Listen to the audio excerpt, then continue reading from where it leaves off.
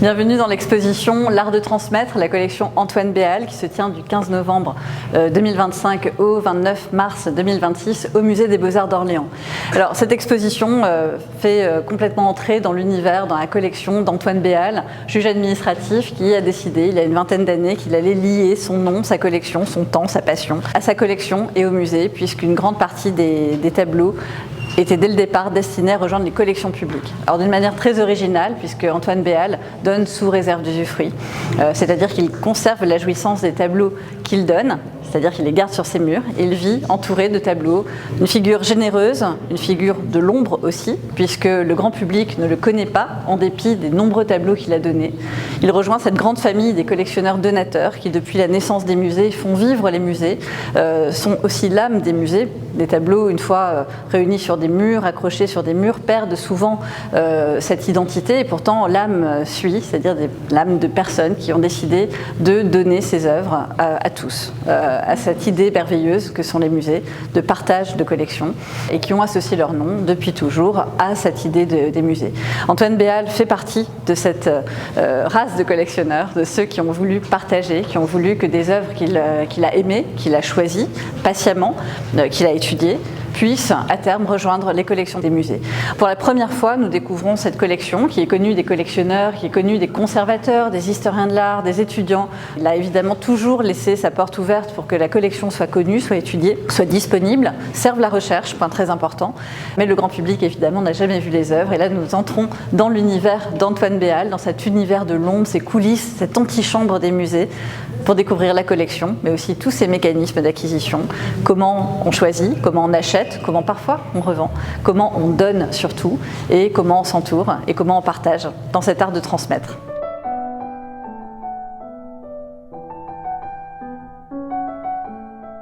Comment devient-on collectionneur? Je crois qu'il n'y a pas de recette. Si on m'avait dit, quand j'ai commencé à acheter des tableaux, que j'exposerais 60 tableaux dans un musée, je ne l'aurais pas cru. Je pense que c'est les circonstances qui font qu'au fur et à mesure, on achète. Et puis, petit à petit, on s'aperçoit qu'on en a 2, qu'on en a 3, qu'on en a 15, qu'on en a 30. Je crois que c'est comme ça qu'on devient collectionneur. Il n'y a jamais eu un projet, un schéma à l'avance. Comment devient-on donateur des musées? En fréquentant les musées, en connaissant les conservateurs, en ayant de la sympathie pour eux et voir comment compléter les collections. Je pense que les collections des musées ne sont jamais complètes et qu'il y a des manques. J'ai donné par exemple ce grand tableau de Jacan au musée du Louvre parce que le Louvre avait un petit tableau de Jacan et que j'estimais que ce tableau avait sa place à côté des enfants d'Édouard de Delaroche qui est son modèle absolu. J'ai comme ça donné un tableau de Nicolas Mignard. Le Louvre n'avait pas de tableau de Nicolas Mignard aussi particulier que cela puisse paraître. Et j'ai donné ensuite d'autres tableaux à d'autres musées parce que cela avait un lien évident avec le musée. Ou parfois de concert avec le ou la conservatrice. J'ai un petit souvenir avec Orléans s'agissant du tableau de Picot que le musée souhaitait acquérir et nous nous sommes mis d'accord, la conservatrice et moi, pour que je l'achète et que je le donne sous réserve d'usufruit. Voilà comment on devient donateur des musées. Alors le don sous réserve d'usufruit est une possibilité très avantageuse pour le collectionneur parce que il donne le tableau, mais le tableau reste chez lui. Il en a l'usufruit, qui est une des composantes du droit de propriété. Et donc, j'ai donné un certain nombre de tableaux, mais les tableaux sont toujours chez moi.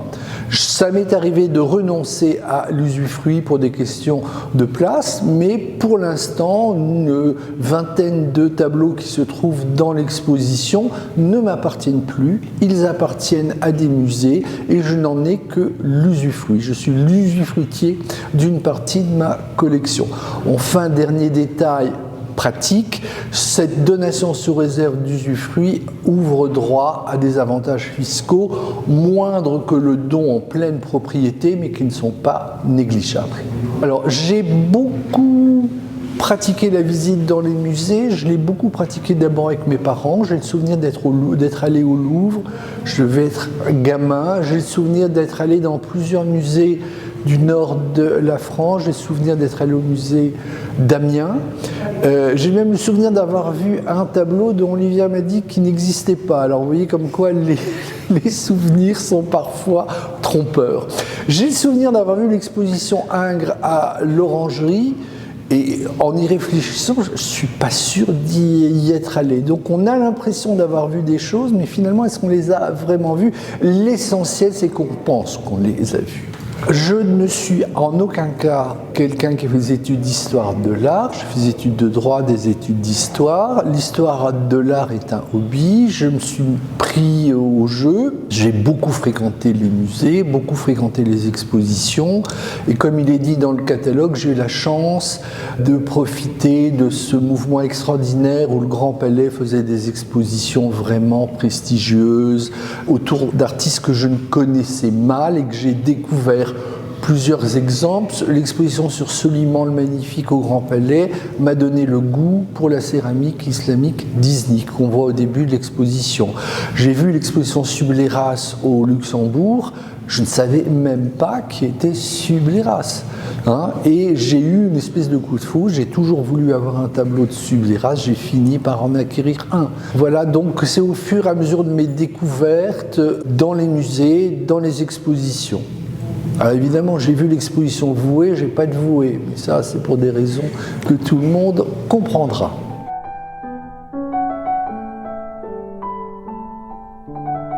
Alors nous sommes dans la première section de l'exposition consacrée aux dons sous réserve d'usufruit, à côté d'un tableau qui a joué un rôle pivot dans la collection d'Antoine Béal, qui, au fur et à mesure des expositions qu'il voyait, qui est vraiment un enfant des musées, qui est la preuve que les musées rendent tous les visiteurs égaux face à la connaissance. Tout le monde peut venir au musée, acquérir une connaissance, un goût, et au fur et à mesure, il a développé un goût d'abord pour les céramiques islamiques, pour le paysage du 19e siècle, et un jour se retrouve face à ce tableau de Claude Duchâcon, grand tableau du salon de 1838, et réalise que tout simplement, on peut acheter, avec quelques critères, mais on peut acheter un tableau aussi important que celui-ci pour l'histoire de l'art. Oui, c'est vrai que ce tableau, je l'avais vu. À un moment, je n'en avais pas les moyens. Je l'avais toujours en tête. Et quand je suis allé à Lyon en 2007 voir l'exposition Stella, je suis repassé devant la galerie du marchand qui l'avait. Il l'avait toujours et j'ai pu l'acheter. Et c'est vrai que quand je l'ai vu la première fois, je me suis dit, mais jamais je ne pourrais acheter ce genre de peinture. Ça n'est pas fait pour moi. Et finalement, si. Comme quoi, il faut toujours avoir de la pugnacité. Je crois qu'il y a aussi un point important dans ce premier achat d'envergure, c'est le choix d'un artiste peu connu, d'un 19e mal aimé, surtout à l'époque, et vous avez eu ce courage de vous lancer dans une acquisition qui a été aussi un tournant dans votre goût, peut-être une affirmation d'un goût beaucoup plus singulier que tout ce que vous aviez acquis auparavant. Oui, c'est vrai qu'avant j'achetais des choses beaucoup plus dans l'esprit du temps, les petits paysages romantiques étaient des choses faciles d'accès. Là, on est dans une peinture beaucoup plus exigeante, plus difficile, et c'est vrai que c'est devenu mon goût. C'était une étape. Et j'ai franchi cette étape sans vraiment m'en rendre compte, mais en réfléchissant, c'est vrai que l'achat du Jacquin a considérablement modifié ma vision des choses et la collection.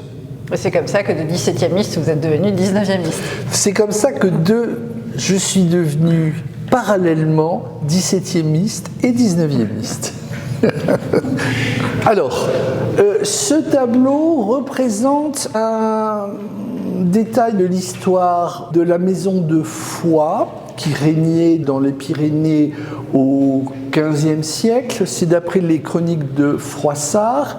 Le jeune Gaston avait été contacté par son oncle pour empoisonner ses parents et pris de remords, il s'est laissé mourir de faim. Donc on voit le jeune garçon qui fait un geste refusant le panier de fruits qui lui est proposé. Et le tableau est évidemment directement inspiré des Enfants d'Édouard de La Roche, qui date quand même de 6 ans avant, qui était le grand tableau qui a vraiment influencé toute une partie. D'ailleurs, il y a une coiffure dite aux Enfants d'Édouard quand les enfants sont taillés au bol.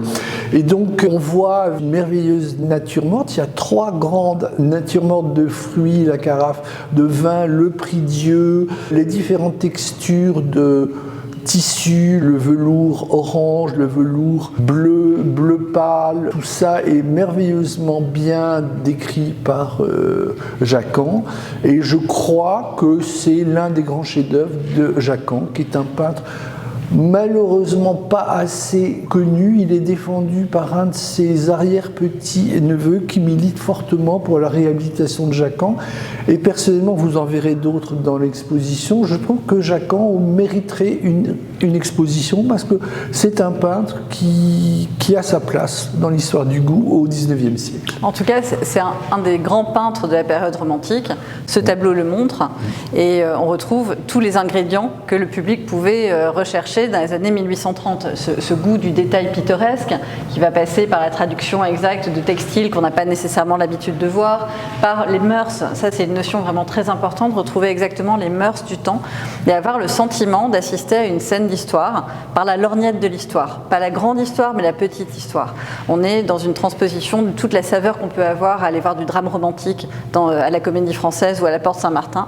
Et les peintres ont cherché à rivaliser avec ces auteurs, avec Dumas et autres, en créant ce spectacle dans un fauteuil d'une certaine façon, où on peut continuer d'assister à la scène dramatique, suspendue juste avant le moment de drame justement, pour continuer, ne jamais avoir le rideau qui tombe, mais avoir toujours ce sentiment, cette crispation, cette tension qui va naître et que Jacquan traduit face à ce jeune enfant très frêle qui se laisse mourir. Et nous sommes finalement les témoins de cette scène grâce au peintre.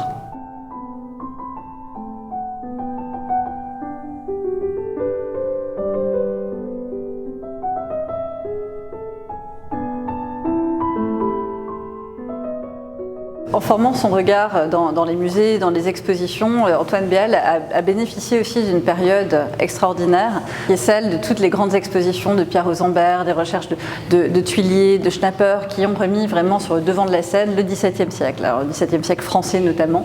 Et ce goût a infusé dans toute une génération de collectionneurs. Alors Antoine Béal en fait partie, on peut penser au Motet de Narbonne, au Milgrom, à des collectionneurs qui ont vraiment presque suivi ce goût Rosenberg sans le savoir, sans en avoir toujours conscience et en étant très influencés par tout ce qu'ils avaient pu voir dans les musées. Stella en fait partie, évidemment, c'est un peintre absolument incontournable de toute cette période qu'on appelle l'atticisme parisien, c'est le terme que Jacques Thuillier avait employé et qui concerne à peu près tous les tableaux que nous voyons dans cette section, qui réunissent ce goût qui s'est développé dans les années 80, 90, 2000 et dont Antoine Béal est le parfait exemple avec une collection de premier plan qu'il a d'ailleurs en grande partie donnée au Louvre, à l'exception de certains tableaux dont le Stella. Alors, ce tableau est donc de Jacques Stella. J'ai découvert Jacques Stella à la suite de l'exposition qui a lieu au Musée des Beaux-Arts de Lyon en 2007. Donc, comme je l'ai dit, une exposition a un impact, ce qui fait que j'ai cherché un tableau de Stella. Je l'ai trouvé. Je l'ai trouvé à la foire de Maastricht. Ce tableau est un statut qui n'est pas totalement définitivement fixé. Est-ce que c'est un modello pour la grande tapisserie que le chanoine Le Mal a commandé pour Notre-Dame, ou est-ce que c'est un tableau de chevalet fait après? Il y a des différences notables entre mon tableau et le carton qui se trouve au musée des Augustins à Toulouse. C'est un tableau qui révèle l'influence de Raphaël, l'influence d'une peinture heureuse, d'une peinture sans drame, d'une peinture très colorés, le bleu du manteau de la Vierge, le vert d'une des suivantes, le jaune de Saint Joseph, et un goût pour l'antique, puisque le tout se passe dans une basilique qui est d'ailleurs différente du projet du carton. Ce tableau est, je crois, c'est vraiment ce que j'aime collectionner. Malheureusement, il est difficile de trouver des œuvres de ce niveau. Il y en a plus beaucoup, la plupart sont dans le musée ou dans certaines collections. Enfin, ce tableau m'est particulièrement cher parce qu'il a été acheté avec l'héritage de mes parents. Donc c'est un lien qui est fait avec ma famille. Alors pour certains, c'est vraiment le chef-d'œuvre de votre collection. Pour d'autres, c'est plutôt le Jacquant. À travers ce tableau, on peut lire en vous un vrai collectionneur de 17e, à travers le Jacquant, un vrai collectionneur de 19e. Je crois qu'entre les deux, il y a aussi un goût commun pour l'histoire. Oui, je crois que j'ai un goût pour la peinture d'histoire, on appelle la peinture d'histoire, c'est-à-dire aussi bien mythologique que religieuse. Et je crois que je serais incapable de décider entre le Jacquant et le Stella, avec cette petite différence que le Jacquant ne m'appartient plus, le Stella m'appartient toujours. J'aime la peinture qui me donne un sentiment de plénitude, de confort, d'être dans un monde où tout est serein. Alors vous allez voir certains tableaux, et quand je dis ça, des personnes me disent oui, mais le martyre de Saint-Laurent, c'est pas vraiment ça. C'est vrai qu'il y a quelques tableaux qui sont de la peinture plus violente, plus caravagesque, si vous voulez. Mais moi, ce que j'aime dans le XVIIe français, c'est ce qu'on appelle l'attissime, c'est-à-dire un monde serein où il n'y a pas de violence.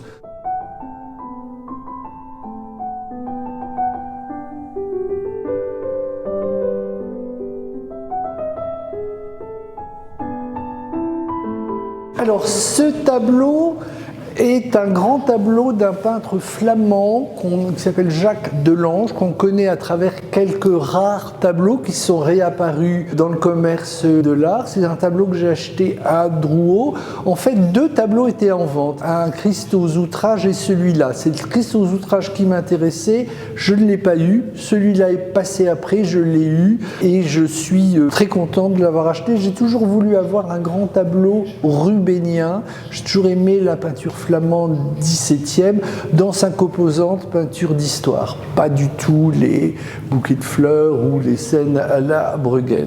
Et ce tableau est un prodigieux morceau de peinture quand on regarde le foyer, le personnage à contre-jour un peu asiatique et une influence évidente de Rubens.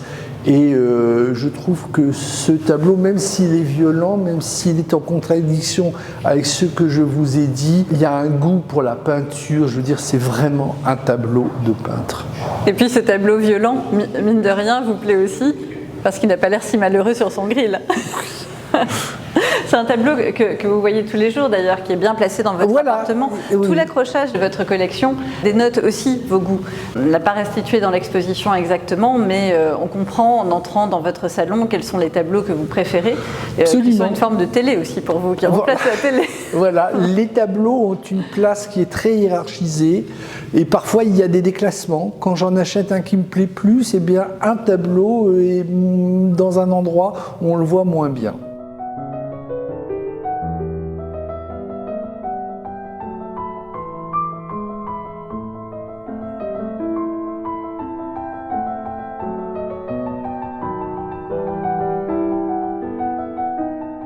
Nous sommes ici dans une section qui évoque l'atmosphère dans laquelle vit Antoine Béal, une atmosphère qui est entièrement tournée vers sa collection, le goût pour la peinture, mais aussi la recherche, dans laquelle il reçoit beaucoup d'historiens de l'art, et qui montre aussi un goût qui a évolué avec le temps. Alors, le néoclassicisme était déjà présent par le mobilier.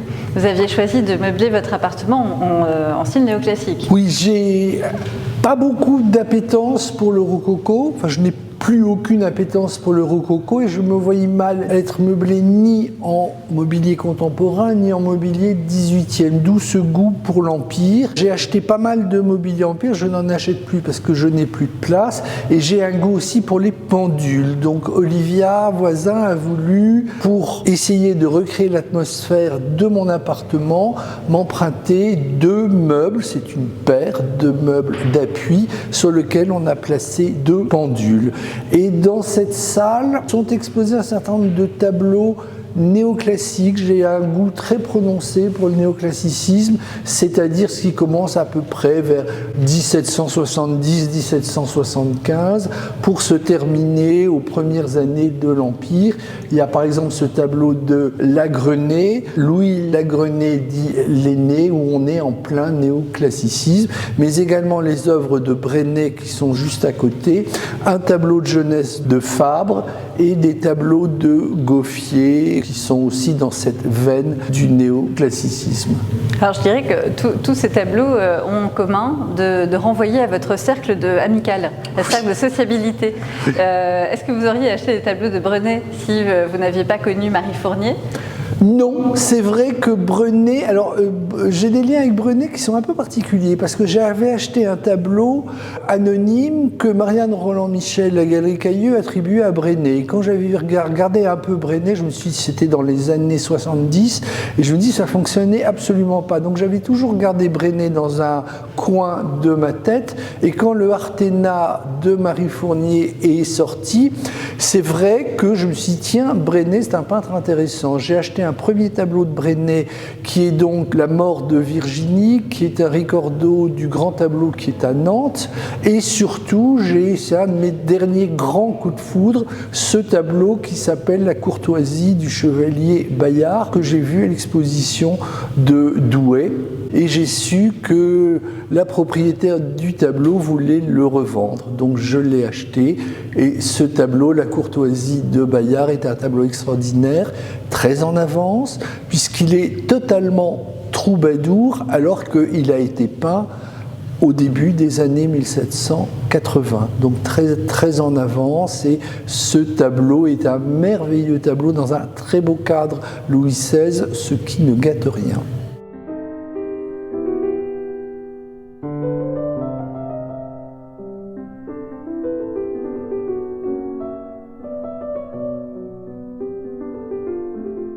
Alors, comme je vous l'ai dit, j'ai vu au Luxembourg, à la fin des années 70, la grande exposition qui avait été faite sur Subléras, et c'était un véritable choc. C'est un peintre dont je n'avais jamais entendu parler, et j'ai eu vraiment un choc émotionnel en voyant cette peinture.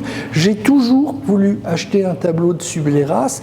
Hélas, les tableaux de Subléras, qui ne sont pas très rares sur le marché, et on en trouve, sont quand même des tableaux très chers. Donc j'ai eu l'occasion d'acheter cette flagellation du Christ, qui est une étude pour un grand tableau qui se trouve à Montauban, au musée Ingres, qui n'a d'ailleurs aucun rapport avec Ingres, il ne vient absolument pas de la collection d'Ingres, et il se trouve qu'une collection célèbre, celle du président Pierre Rosenberg, a un dessin préparatoire à mon tableau. Donc nous avons voulu, avec Madame Voisin, exposer à côté l'esquisse et le dessin préparatoire qui donc est dans la collection Rosenberg et sera évidemment exposé au musée de Saint-Cloud. Le tableau a les grandes caractéristiques de Subléras, ce blanc Subléras qui est un blanc extraordinaire, le bleu. Alors c'est vraiment un très grand peintre qui n'a pas eu de chance. Pourquoi ? Parce qu'il est français et il a vécu à Rome. Donc les Italiens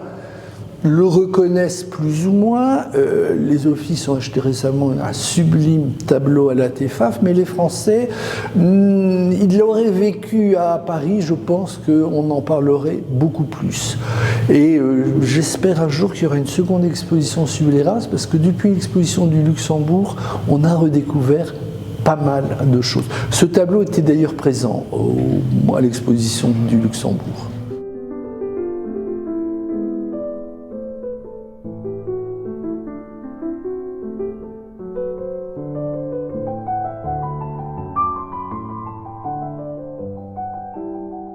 Alors nous sommes ici dans une section qui montre, je crois, le goût le plus singulier d'Antoine Béal, qui montre en tout cas en quoi sa collection diffère grandement de toutes les autres collections, notamment d'œuvres du 19e siècle. Il a un goût pour un romantisme qui était le goût de Richard Wallace. Donc la section fait référence à ce grand collectionneur qui est à l'origine de la Wallace Collection.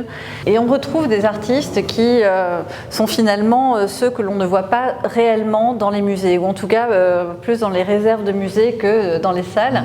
Et peut-être que ce goût, Antoine, vous ne l'avez pas développé réellement en côtoyant les musées, mais plutôt en côtoyant le marché. Oui, c'est vrai que les tableaux, enfin, Delaroche est bien représenté, mais Cibot, Picot, Munch sont des peintres qu'on voit rarement. Mais c'est vrai que le marché, il faut rendre hommage au marché, a su redécouvrir et remettre en valeur un certain nombre de peintres qui, sans cela, n'auraient pas eu tout l'impact, notamment sur moi. Par exemple, je pense à un peintre comme Auguste Couder, qui n'est pas un peintre très connu, alors que c'est vraiment un peintre important. Alors, pas très connu aujourd'hui, qui fut extrêmement connu au XIXe siècle. Et c'est peut-être aussi comme cela que des liens se tissent avec les musées. Aujourd'hui, vous êtes très proche du musée d'Orléans, du musée d'Amiens, du musée de Lyon aussi, qui sont des musées foncièrement tournés vers ce 19e-là, dans lequel votre collection finalement rentre en dialogue très facilement. Et d'ailleurs, vous avez donné ce magnifique tableau de Couder au musée d'Orléans. Nous en sommes très fiers puisqu'il provient de la collection de la duchesse de Berry, avec ce cadre complètement excentrique, et qui a d'ailleurs été exposé à Orléans en 1836. Voilà. Donc le hasard fait tout à fait bien les choses. Et parmi ces artistes, même si la scène est un peu trash, un peu violente, un peu trash, mais toute la beauté de 1830 est dans cette violence. Parmi ces artistes, il y a Delaroche, le grand amour d'une certaine façon d'Antoine, et cherche depuis longtemps à acquérir une œuvre de Delaroche, qui n'est pas toujours chose aisée. Les artistes que l'on retrouve dans cette section, que ce soit Chopin, que ce soit Munch, que Cibot, sont tous des artistes ou l'émanent des artistes qui tournent, qui gravitent autour de cette esthétique qui est finalement ni Ingres ni Delacroix, de noms qui polarisent la période et qui en réalité ne sont pas que de noms, mais cachent une pluralité d'esthétique beaucoup plus ample sur les années 1820, 1830, 1840, et que l'on retrouve de manière assez pléthorique dans la collection d'Antoine Béal. Et Delaroche, donc cet artiste aimé, n'est pas si aisé à faire entrer dans la collection.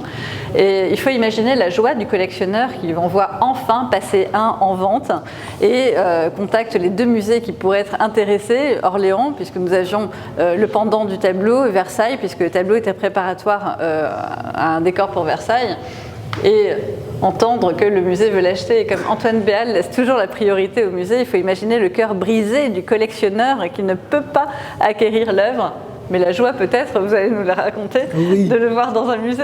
Alors, ce tableau est passé en vente à Bayeux et il était estimé à un prix pas très cher pour une œuvre importante de Delaroche. Donc, j'ai contacté Orléans et j'ai contacté Versailles. Et Laurent Salomé du musée de Versailles m'a dit en premier temps, on n'est pas sûr d'être intéressé. J'ai dit, dans ce cas-là, je l'achète et je vous le donne sous réserve d'usufruit. Et finalement, Laurent Salomé m'a rappelé pour me dire, finalement, le musée est intéressé et va le préempter. Donc, dès lors qu'un musée préempte, moi, c'est automatique, je me retire. Et j'en suis d'autant plus triste que le tableau a fait juste l'estimation basse, qui est scandaleusement pas cher pour un tableau de Delaroche. Donc à chaque fois que je vois et Laurent Salomé et Christophe Léribaud, je leur dis, quand je pense au prix auquel vous avez eu ce tableau, j'aurais jamais dû vous le laisser. J'étais prêt à monter quand même relativement haut. Et il aurait fallu monter haut, puisque la préemption, rappelons-le, permet de se substituer au meilleur enchérisseur et donc d'arrêter les enchères. Si vous aviez enchéri pour essayer de l'avoir à titre personnel, vous auriez dû vous battre sans doute contre un marchand qui avait eu par le passé le deuxième tableau que nous avions acheté pour Orléans, et le prix aurait été bien plus élevé. Bien sûr. Et il se trouve que depuis, j'ai enfin trouvé un tableau de Delaroche qui n'est pas dans l'exposition, mais parce que je l'ai acheté alors que le catalogue était terminé, et puis surtout pour me laisser quand même un petit peu de peinture sur mes murs dévastés, dévalisés par le musée d'Orléans. Donc j'ai acheté à Rennes un très joli portrait, le tableau est vraiment très beau, je l'ai fait restaurer, c'est vraiment un très joli tableau, donc ça y est, j'ai un Delaroche. Mais j'avoue que si personne ne me voyait, je repartirais bien ce soir avec ce tableau sous le bras.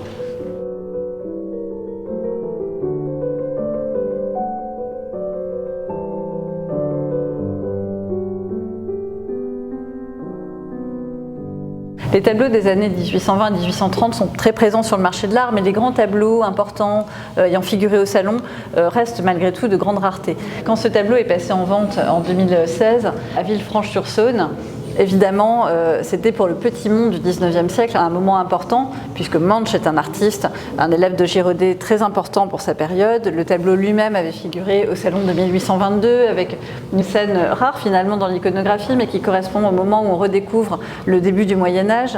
Le coup de cœur était assuré pour le musée d'Orléans. Malheureusement, on était intéressé par le tableau, mais il passait au même moment qu'une œuvre très importante qui a été préemptée la veille, qui est le portrait de Défriche par Perronneau, et qui avait complètement vidé toutes les possibilités de mécénat et d'aides diverses et variées. Et donc le tableau est passé en vente, et sans surprise, c'était Antoine Béal qui l'avait acquis. Et je dirais que c'est une œuvre qui incarne totalement sa liberté de goût, puisque vous avez certainement entendu des personnes vous dire que c'était kitsch, que c'était une peinture qui n'avait pas complètement sa place dans une grande collection. Au contraire, je dirais que c'est un des chefs-d'œuvre absolus de votre collection. C'est un tableau de musée, et un tableau qui aujourd'hui nourrit toute une partie, toute une section, mais aussi toute une pièce de votre appartement, où sont réunis les tableaux que nous voyons autour de ce tableau de Munch qui est très important. Alors oui, autant le Stella représente mon goût pour le XVIIe à Tissizan, autant et le Jacquin et le Munch représentent mon goût pour la... Alors là, on est en plein troubadour. Jacquin, c'est le genre historique, hein, c'est bien plus tard.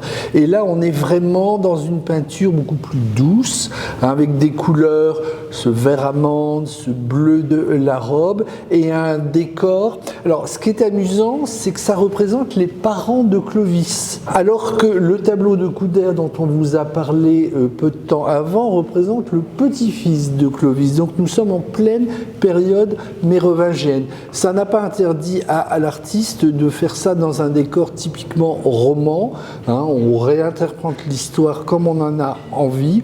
Le tableau était très sale, il y avait un trou, et la restauration a dégagé. Quand on regarde le chemisier, on voit des détails, c'est merveilleusement peint. On voit évidemment l'influence de Girodet. Munch était un élève de Girodet. Il passe très peu de tableaux de Munch, mais à chaque fois qu'il en passe, ce sont des chefs-d'œuvre. Il en est passé un chez Sotheby il y a 6-7 ans, qui était très beau. J'en ai vu, moi-même vu un à Londres qui était merveilleux, mais beaucoup trop cher, dans une galerie. Donc c'est vraiment un peintre important qu'il faudrait redécouvrir. Et grâce à vous, on le redécouvre. Voilà.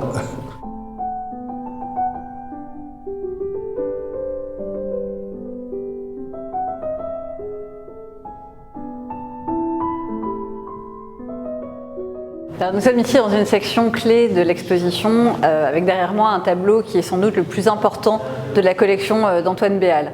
Ce tableau de Navès, qui est un élève de David en Belgique, qui est un des grands peintres du romantisme belge, est aussi le chef-d'œuvre de l'artiste. Il l'expose en 1840 pour prouver qu'il est toujours sur le devant de la scène, qu'il est toujours capable de grands tableaux, et produit son chef-d'œuvre à cette occasion.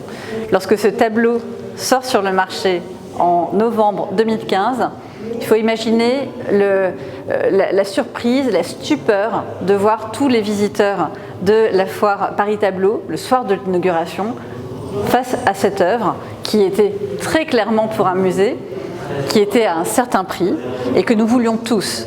Et la grande conversation de la soirée était de savoir qui arriverait à dégainer en premier des musées américains, français, européens, et qui allait l'acheter. Et la rumeur s'est répandue comme une traînée de poudre. Antoine Béal venait de l'acheter. Et je crois que ce soir-là, il a été positionné parmi les collectionneurs très importants. Son nom n'était pas du tout inconnu. Il y avait déjà eu une petite exposition à Paris Tableau en 2013 sur le don sous réserve d'usufruit, dont il était devenu le grand ambassadeur. Et là, on entendait une deuxième fois parler de lui de la manière la plus fracassante et tonitruante, avec un chef-d'œuvre absolu, qui n'est pas tout à fait un format qu'on imagine dans le salon d'un amateur, et qu'il avait le courage d'acheter. Et je crois que ce soir-là, on a tous compris, moi j'ai compris, que votre goût pour le XVIIe siècle était totalement faux, Je le taquine beaucoup. Et que le 19e siècle, en tout cas, était quelque chose que non seulement Antoine Béal aimait, mais comprenait de manière intrinsèque.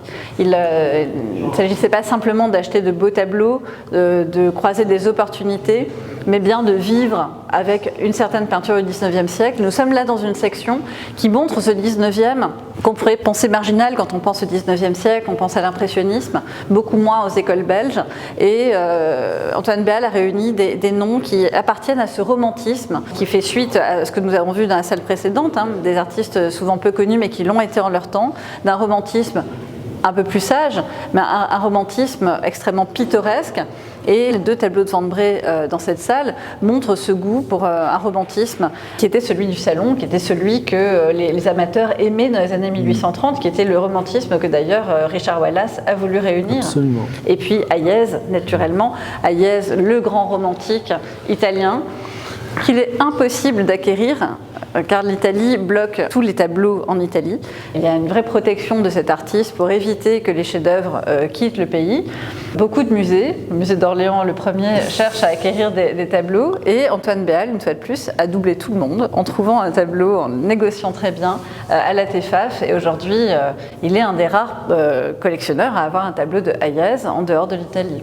Alors, vous êtes dans une section qui est un petit peu un hommage à Olivia Voisin, puisque c'est vraiment que des tableaux qu'elle aime beaucoup, et en particulier le tableau de Navès. Donc, la tradition veut que quand on expose la collection d'un collectionneur, le collectionneur donne un tableau. Donc, bien évidemment, c'est le tableau de Navès que j'ai donné, qui viendra donc enrichir les collections du musée d'Orléans. Alors, il y a ce tableau de Hayez. J'ai vu une très grande exposition Hayez à Milan, il y a une petite dizaine d'années. Hayez est très connu pour un tableau iconique que tout le monde connaît, qui est Le Baiser, qui est l'une des cartes postales les plus vendues au musée de la Brera. Et c'est un peintre qui sort très difficilement d'Italie, comme l'a expliqué Olivia. En France, il y en a deux. Il y en a un au Louvre, acheté très récemment, et un tableau qui est dans les collections du musée de Chambéry. Donc c'est extrêmement rare d'en avoir. C'est le seul tableau italien de la collection. Pourquoi ? Alors que j'adore la peinture italienne du XVIIe, parce que l'opportunité ne s'est jamais présentée. J'ai essayé plusieurs fois d'acheter des tableaux italiens.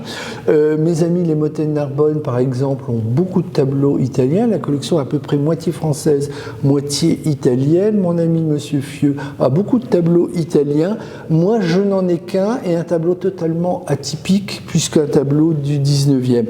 Il faut dire que le XIXe, la période romantique en Italie, recèle beaucoup de découvertes, et que Hayez, c'est d'une certaine façon le Delaroche italien, d'une certaine façon, bien évidemment. Voilà, c'est un merveilleux tableau avec toute la grâce de ce personnage qui est appelé une odalisque, mais je pense que le titre est faux, parce qu'une odalisque, il y a toujours un élément de sensualité, si vous voulez, alors que là, absolument pas. Ça pourrait être une tête de Vierge, ou une tête d'une des saintes femmes accompagnant la Vierge. En tout cas, c'est vraiment un tableau pour lequel j'ai eu le coup de cœur. Il était à vendre beaucoup trop cher, j'ai attendu, ça c'est les trucs de collectionneur, que le prix baisse, il a baissé, j'ai fait une offre et j'ai pu acquérir ce tableau.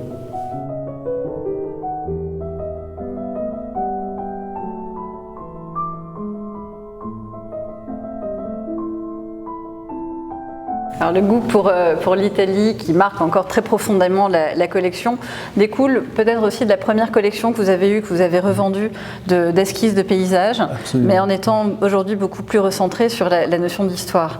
Et quand on voit ce tableau de Garuel Dallini, qui fait partie des tableaux anciens d'une certaine façon, par rapport à la réorganisation de votre collection autour de la peinture d'histoire, lui il fait partie de ceux que vous avez conservés et montre absolument tout votre goût, jusque dans sa provenance. Puisque ce tableau absolument magique de Garuel Dallini, qui fait partie des grands paysagistes des années 1830, a appartenu au plus grand des collectionneurs, qui est Ferdinand d'Orléans. Ferdinand d'Orléans, le fils de Louis-Philippe, qui a été un soutien de la nouvelle école, de ce qu'on appelle la nouvelle école, c'est-à-dire les jeunes romantiques, qui a été un mécène de premier plan, un collectionneur de premier plan, et qui avait acquis ce tableau, qui finit dans la collection Antoine Béal, à sa juste place, et fait partie aujourd'hui de vos tableaux favoris. Absolument. Oui, c'est un tableau que j'aime vraiment vraiment énormément parce qu'il n'est pas trop religieux. On voit à peine le Christ et la Samaritaine qui sont au premier plan. On voit surtout cet extraordinaire paysage, ce ciel bleu. Alors, pour la petite histoire, ça doit se passer en Samarie. Or, ça représente la cathédrale de Capri. Donc, le site représenté est Capri. Et il existe au musée d'Angers un autre tableau de Caruel d'Aligny qui représente ce paysage, évidemment sans le Christ et la Samaritaine. C'est un tableau dont, quand je l'ai acheté, la provenance n'était pas connue. Le marchand qui l'a vendu ne savait pas. Et donc, je l'ai retrouvé par une gravure. La spécialiste de Caruel d'Aligny, Marie-Madeleine Aubrin, avait trouvé la gravure et la localisation du tableau était inconnue, donc c'est une redécouverte. Et Côme Fabre, qui a fait la notice quand le tableau a été montré à Montauban sur les collections de Ferdinand d'Orléans, a retrouvé toutes les péripéties de ce tableau. Et je suis très fier d'avoir fait, parmi les 3 notices que m'a demandé le musée, la notice sur ce tableau. Et je remercie toute l'équipe de m'avoir associé ainsi au projet scientifique de cette exposition. Quand on est juriste, on cherche. Le travail du juriste, le travail du magistrat est de rechercher de la jurisprudence, de rechercher des précédents. Donc j'ai l'habitude de chercher avec, parfois on trouve pas. Et là, j'avoue que j'étais très content quand j'ai trouvé la provenance. Parce que j'achète pas des tableaux pour la provenance, mais c'est vrai de se dire qu'il a été à un moment aux Tuileries dans les appartements du duc d'Orléans, puis de la duchesse d'Orléans, sa veuve, ça ajoute quand même quelque chose de plus.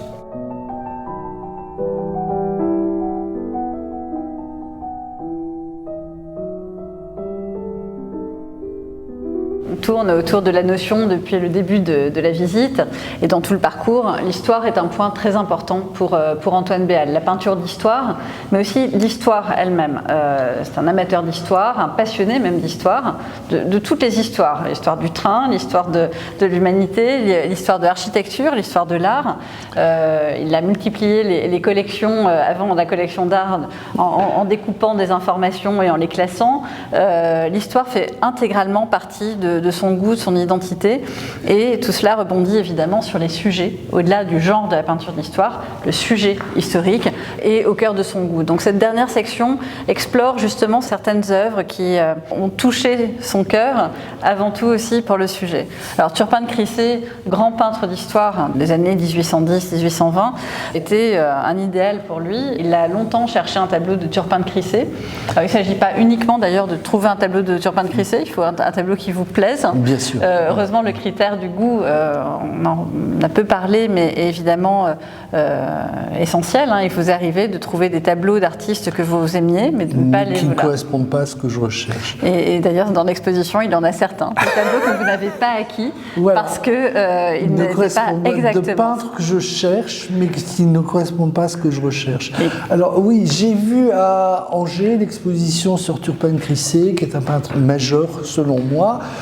Pourquoi Angers? Parce qu'il est né près d'Angers et qu'il a légué toute sa collection, notamment un tableau de Ingres, ce qui est quand même pas rien, au musée d'Angers. Donc j'ai toujours cherché un tableau de Turpin de Crissey, j'en ai loupé un certain nombre, il en passe de temps en temps en vente, et celui-là est non seulement le plus important, mais petit détail, le moins cher de ceux qui se sont vendus sur le marché. Le tableau était vendu comme moine dans une église, ce qui est totalement juste, et en faisant des recherches, alors il était bien attribué, il est monogrammé, daté 1837. J'ai fait moi-même des recherches, je suis tombé sur une gravure faite par Turpin de Crissey lui-même, et en fait le tableau est localisé, il est à Goritza. Goritza, pourquoi? Parce que c'est l'endroit où est mort Charles X, dernier roi de France, et que le tableau représente des personnages en train de s'agenouiller sur la tombe du roi. Le tableau a été donné par Turpin de Crissey au duc et la duchesse d'Angoulême, les enfants de Charles X. Il est passé ensuite par succession au comte de Chambord, le petit-fils de Charles X, et a été vendu en 1938 par Sotheby à Londres, en même temps qu'un autre tableau qui lui a été acheté par les collections françaises, qui est la messe à la chapelle expiatoire, qui est au musée Carnavalet. Ils ont la même dimension, ils ont le même cadre, simplement ils n'ont pas été peints en même temps. Donc c'est un tableau très important de Turpin de Crissey qui n'était pas connu. La spécialiste du peintre qui a été la commissaire de l'exposition de Angers ne le connaissait pas. Et donc je pense que c'est un ajout important à l'œuvre de Turpin de Crissey. Et derrière nous, nous avons toute une série de tableaux qui, là aussi, sont très emblématiques de ce goût d'Antoine Béal pour l'histoire, la peinture d'histoire et la période romantique, avec des tableaux de Robert Fleury peints pour l'hôtel Rothschild, commandé vers 1831 à Robert Fleury, qui était une des grandes gloires du salon de 1827, un des noms importants, et James de Rothschild se tourne naturellement vers lui pour représenter 5 scènes tirées de l'histoire de 5 pays avec lesquels les Rothschild sont en commerce. Alors ces tableaux ont un pédigré exceptionnel. Pour la petite histoire, Pierre Ausambert aurait demandé en mariage Béatrice de Rothschild devant ces tableaux, qui ont été par la suite démontés lors de la destruction de l'hôtel Rothschild et sont passés en vente. Alors c'est là qu'on voit que la patience des collectionneurs, qui peut être aussi la patience des musées, en tout cas de tous ceux qui connaissent le marché, est souvent récompensée, puisque vous aviez prévu d'acheter ces tableaux qui passaient dans une vente un peu secondaire chez Christie's. Et le lot ne passant pas, vous avez laissé un ordre. Voilà. La vente avait beaucoup de retard. Et cet ordre a été posé de manière très avantageuse, puisque vous avez eu l'ensemble à un prix vraiment très bas, qui m'avait rendue très jalouse à l'époque. Absolument, absolument. Je me suis dit que les musées auraient dû vraiment sauter sur cette occasion. Voilà, donc c'est une série de tableaux qui étaient dans des boiseries. On a retrouvé d'ailleurs une photographie du salon dit salon François Ier de l'hôtel Rothschild avant sa démolition. C'est d'ailleurs un crime d'avoir démoli ça en 1972. Donc les tableaux représentent les 5 pays où les Rothschild avaient des activités bancaires. Donc le premier, c'est l'Espagne avec l'entrée de Charles Quint en Espagne. Le second est la France avec François Ier recevant la première Bible. Le troisième, c'est Léon X et Raphaël au Vatican. Le quatrième, c'est Henri VIII, donc l'Angleterre et le cardinal Wolsey, et le dernier représente l'Allemagne, Luther en train de prêcher. Voilà, donc ces tableaux malheureusement sont sortis de leur boiserie. On a retrouvé une photo, les boiseries étaient fastueuses, assez chargées, mais là on les présente de manière extrêmement sobre, dans des cadres qui sont ce qu'ils sont. C'est pas les plus beaux cadres de la collection, mais ils ont l'avantage d'être là et de protéger l'étoile. Et de tout cet ensemble de tableaux, ces 60 tableaux que l'on découvre en même temps que le collectionneur dans l'exposition, certains ont été donnés à des musées, d'autres, vous le dites assez volontiers, seront donnés un jour. La vocation de la collection est de pouvoir rejoindre tout ou en grande partie les collections françaises. Alors, je crois que dans tout être humain a le désir de laisser sa trace dans l'histoire.